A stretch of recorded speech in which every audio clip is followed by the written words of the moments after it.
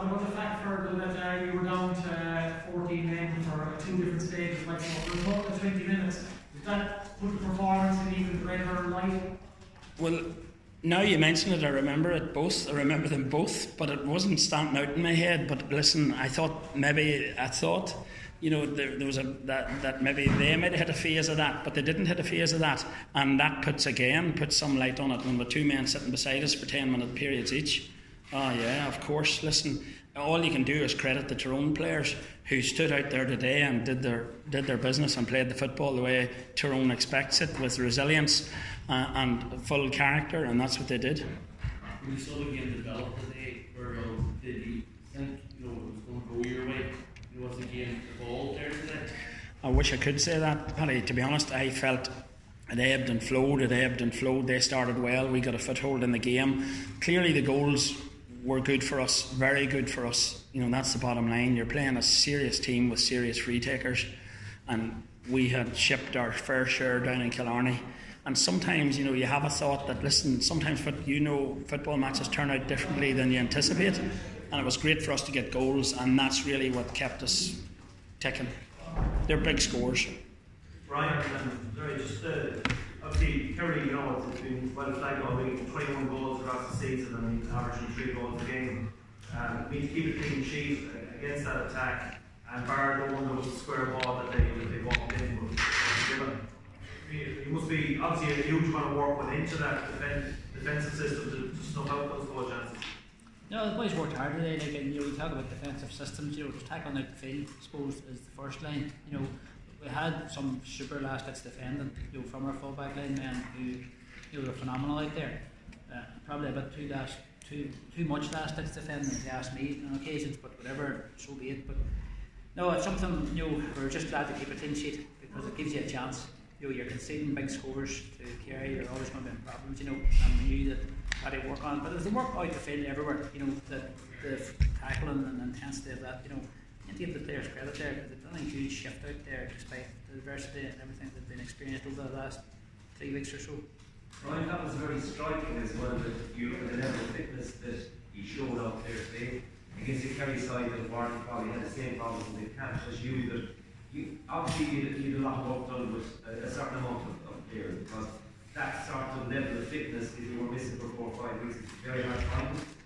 It is, you know, and I suppose it's credit to our coaches, Collie, Joey and Peter, you know, who had our boys in good shape, and our medical team for getting the boys reintegrated gradually. You know, we had men, as you seen, didn't make it today obviously, and we had men had to come off early because just the tank wasn't as high as that, or wasn't as much in the tank as they normally would be. But, you know, the boys had, I suppose the boys have been fresh during the year, they haven't been overtrained, you know, we didn't start until, you know, it's been a short season, so, you know, things have been built up all over as we went on, you know, so fitness is building all the time then, boys, you know, and they have something inside in there that, you know, you can coach as well. They have this real resilience and real never say die attitude, which is something that, you know, we're just glad they have it, because, you know, you can do whatever you want in the training field, but if they haven't got that. And was that something your own input, like, you know, we've been at the games in Kerry, that you're a hobby team for us, it was in big games 2003, 5 and 8, that you as a player had that sort of resilience. Is that kind of mirrored onto these players, or is something they have themselves? I think it's something they have, you know, that's inherent in them, you know, and they just go out and give an honest. All we asked for was an honest performance and leave everything having a field. Surely they'll make mistakes and we have a lot of things to look at and tidy up. But, you know, by and large, made mistakes but got back at it again and kept going, kept pushing. You know, it wasn't pretty at times, definitely was not. There was some good play, there was some, tell you what, not so good play. You know, but I suppose we'll have to learn from that, and hopefully we could make a few changes, make a few improvements for the next day. Fearghal, if you'd been told on Monday that this was going to go to extra time, would you have worried for the fitness of your players? Listen, I worried during the game about the second half. I thought we could run out of gas here in the second half. I worried about extra time. I worried the whole week. I've worried the whole month. And listen, it's a minor miracle that those guys were fit to do what they did.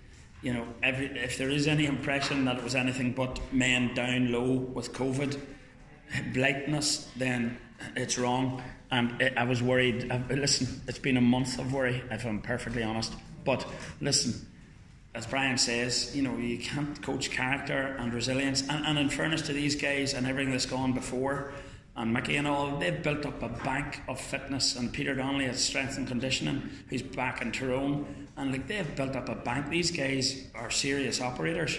You know, it would shock the likes of me coming in from an era when it just wasn't as physically tuned. And listen, I've worried for a month. I'm going to try and take a day out of worry maybe. Render shades there of 2003 parts of the game with the intensity that Tyrone brought to the game. There were some good turnovers, good tackles there, you know, and that's what's going to take to be the Kerry team. Let's make no mistake about it. Kerry are a phenomenal outfit, you know, and you know, they still are a phenomenal outfit. So they're, you know, we pipped them by a point. Somebody could argue it could have went the other way. Could have had. You know, things fell our way today. The other days it won't. But you know, definitely it's just we're just glad to be through it, to be honest. And we didn't know we were coming here, and as Fearghal said, we didn't know what way boys were going to go in the second half. We weren't sure could boys stick it out. And boys, there's some boys I'd be surprised today that they sent in extra time, and what they've been through, that doesn't add up. Fearghal, can I ask you, he's one most of played, he's done no final. Has that surpassed, given everything, the context of this year, does that surpass expectations, your expectations? Yeah, you know, but when you're hanging about with Brian here, the expectations are high, and they're all Ireland high. So listen, any year's a good year, and what we would have said to them, or I might have said to them, is listen, if you dip out of this championship early, then you have another winter going, what are we going to do next year? Let's just do it this year and see if we can do it. So listen, it's a happy position to be in, going into an All-Ireland final, and yes, for the first year, but listen, you know, people say the first year's the year because you get a bounce, you get all these things. So who knows? Listen, it's been a fairly crazy journey with lockdown and then Zooming and then starting to training and then straight into the National League, which we just hung in. We took an absolute toasting down in Killarney, and we were laid bare for everybody to see. And then we went through a tight Ulster campaign, and Brian led it on the day, and won the cup, and now we're happy to be in the All-Ireland final. Your experience a tremendous high today. Can you maybe indulge us for a minute, just to ask, what was the lowest point for you personally? I know you talked about the month in the last week. This year?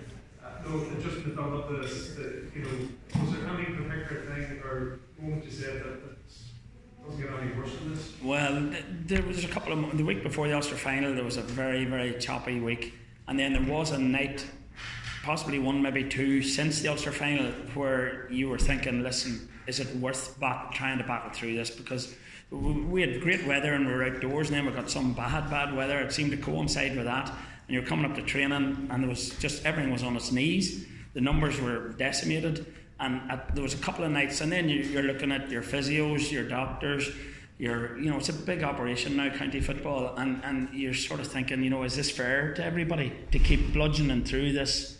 And then we had to take our position, which was we were prepared to stand on, which was we leave it go.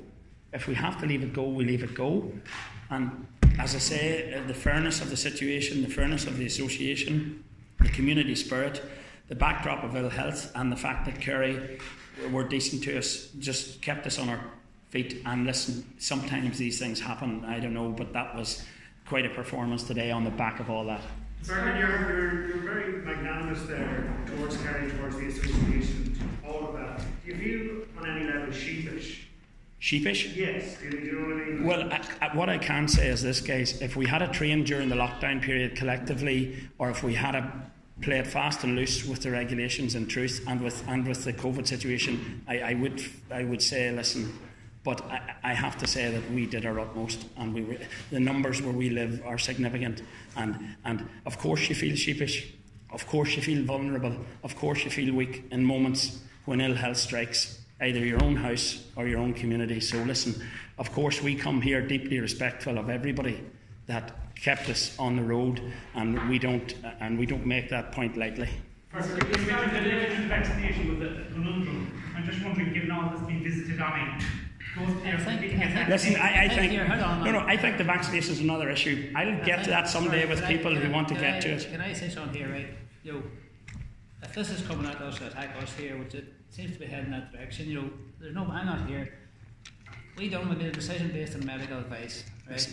You know, irrelevant of what happened, wherever we were, we took medical advice, and you know, we took the medical advice. We weren't fit to field. We were told that, and we told that. So I was putting this. I have a duty of care to them players in next door to me. People mightn't think that. Was I going to put them out and something happened? Right? Fair enough. I said no, I'm not. I said I'll take the hit, and we were getting pillared by the players for doing this. They weren't happy that I pulled their championship on them. So we're going to listen, I think, so I don't want to get into this now. There seems to be a kind of a slant here from that we tried to play something called a fast one here. It wasn't a fast one. It was a fact of things based on evidence. You know, and I don't want to get into this here, but if that's the way this is going, which it seems to me listening to it, and you know, I'm in the wrong place. Listen, but I think we're very happy with the football situation. The vaccination, I'll talk to anybody again. There are some people who have. It's been a moving feast, quite in terms of age groups, when it's available, how it's available, where it's available, which jurisdiction.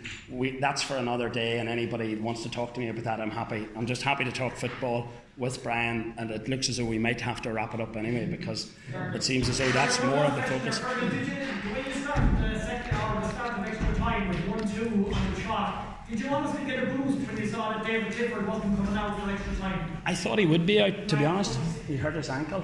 Did he hurt his ankle or cramp? No. I thought he would be out. Thanks very much, folks.